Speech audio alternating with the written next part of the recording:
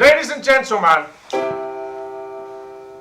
of the jury, I'd like to sing you all a song tonight about some true events that happened to me not so long ago. This is the Ladyboy Blues.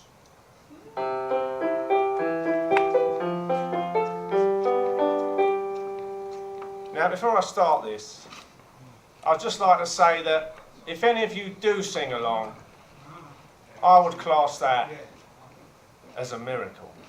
Because I hardly know the words myself.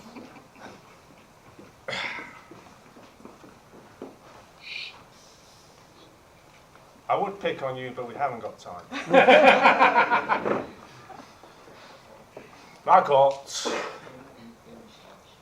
I got tired of visiting Butlins and all those package holidays abroad, so I went somewhere more exotic and immediately appalled. Yes, my luck was in. She took my bags and placed them in the car. She whispered in my ear, oh, that we should travel far. So off we went. The scene was set. The girl, she looked so fine. But when the night got older, I noticed the first sign. Her feet seemed bigger than mine. Bigger than mine. Looks like I found this out just in time, that hers were bigger than mine. Bigger than mine. Her feet were bigger than mine. And I should have stopped it right there, but Thailand is a funny old place. And even though you know it's not a good idea, you just keep going and going and going. So, as I placed my hands upon her crutch, I felt more than was expected. Instead of a smooth, empty gap, there was something there erected. Then it all made sense, the pretty face, her large hands and deep voice. I've never known such a gorgeous bird to have a tattoo of a Rolls Royce.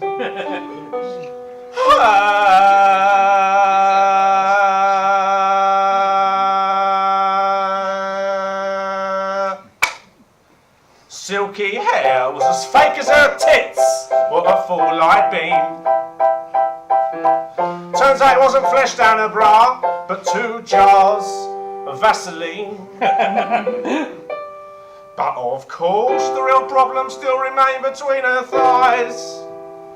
You see, this was the massive giveaway amongst all the other lies. Bitch! And hers seemed bigger than mine. Bigger than mine. Looks like I found this out just in time, or not, so it was, that hers was bigger than mine. Bigger than mine. Her cock was bigger than mine. Not such a happy ending after all. And hers seemed bigger than mine. Bigger than mine. Looks like I found out just in time that hers was bigger than mine. Bigger than mine. Her cock was bigger than mine. And the motto of this true story? Well, stick to Butlins. And hers was bigger than mine. Bigger than mine. You're laughing, sir. Just to clarify, I had sex with a ladyboy. And her cock was bigger than mine. So when I found myself in that time of trouble, just before that ladyboy seduced me, there was no sudden answer, I just said, fuck it, let it be. And in that moment of madness, when she was lying there next to me, I prayed to my mother. See, I can sing, yeah. She said, son, you should have stuck to Bogner. So just let it be, yeah. Let it be she said, son, but don't go bringing those ladyboys home to me. I want grandkids.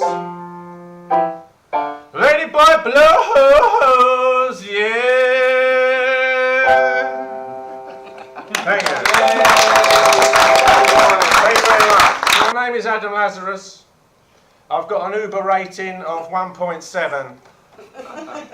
And I was born in a ditch. Shoreditch. Just after I landed on a patch of wet, muddy grass, my mother held me in her arms and greeted me with those 6 kind, loving words. We've really fucked up this time. I entered this world with one main ambition: to travel the world, to try and find a fucking doctor's appointment. Now, as you can probably tell, I attended private education. Still managed to learn fuck all. It was a total waste of 10 years and £56,000. Professors wanted to educate me about inventions and constructions and all that bollocks. I just sat in the corner thinking to myself, I wonder if the Gherkin building is a giant dildo shop. I left that school proud, with my GCSE certificates in my left hand and 2 positive pregnancy tests in my right. It was finally my turn to become a father. I named my kids after the exotic places where they were conceived. My son, I named Pierre. Southend Pierre. And my daughter, I called Linz. Butlins. By the age of 25, I was skint. Every penny that I was earning from shoplifting was going on those 2 little bastards and the occasional bag of Class A drugs.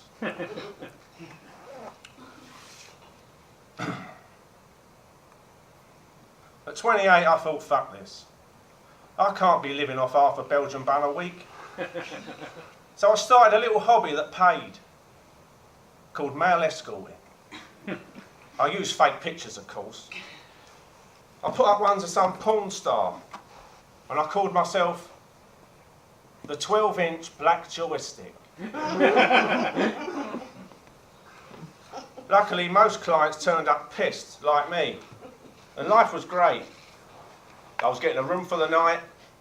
I was getting paid to have sex with these gorgeous businesswomen. But the best part was when they was in the shower, I stole their car. By the time I reached 30, I had saved up enough money to become Jewish. I felt that finding myself a Jewish wife will give me my only chance of owning a property in the UK. So I got straight on the Jewish Tinder app. Swipe your nose. Slowly the dates came in.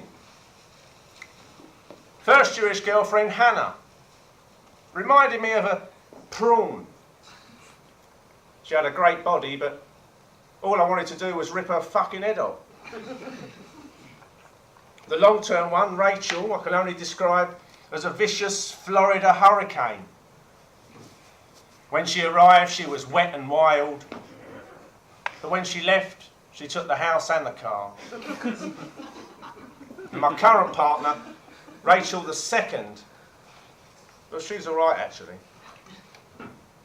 So that's that bit done. And now time for tonight's main event.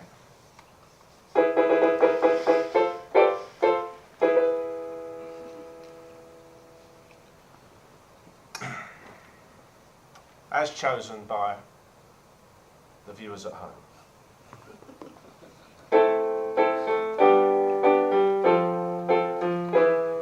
So I wasn't really born in Shoreditch. I was born in Barking Hospital back in 1984. The midwife said to my mother, "You've got a beautiful baby girl." It wasn't a great start to life for me, really.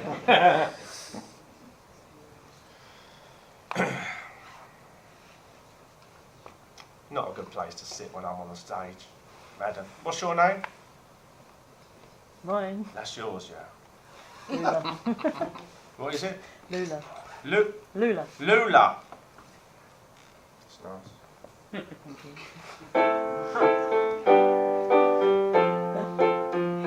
Lula! Doesn't work really, does it? What's your name, sir? Tony. Tony, now we're talking. Tony, I like a Tony. Tony. Still 2 syllables though, isn't it?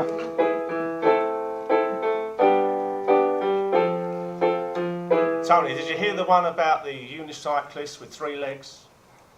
No, I didn't either.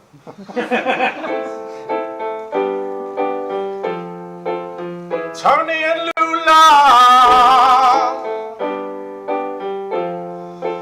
you really shouldn't have sat there. Tony, make this difficult for me. Give me any topic in the world and I want to sing about it. Like, come on, challenge me. Politics. What would you have said? Bananas. Beaches. Beaches and politics and, what was it, bananas? Bananas. Fucking hell. Tony and Lula! Do you work, Tony? Yeah. What do you do? Forklift driver. A forklift driver. A forklift driver! How'd you get here today, Tony? Car. What time are you leaving? Don't know. In a minute. So as you can probably tell, that was the part of the show where I just talk utter bollocks for a couple of minutes. And sometimes it doesn't work, just like that. But it doesn't matter, because the first 2 bits were a success in my eyes. Now, ladies and gentlemen, I'm going to go now, because quite honestly, I can't be bothered to do anymore. That's about 15 minutes. Emma, are you ready? I am ready. Ladies and gentlemen, you've been wonderful. Good night.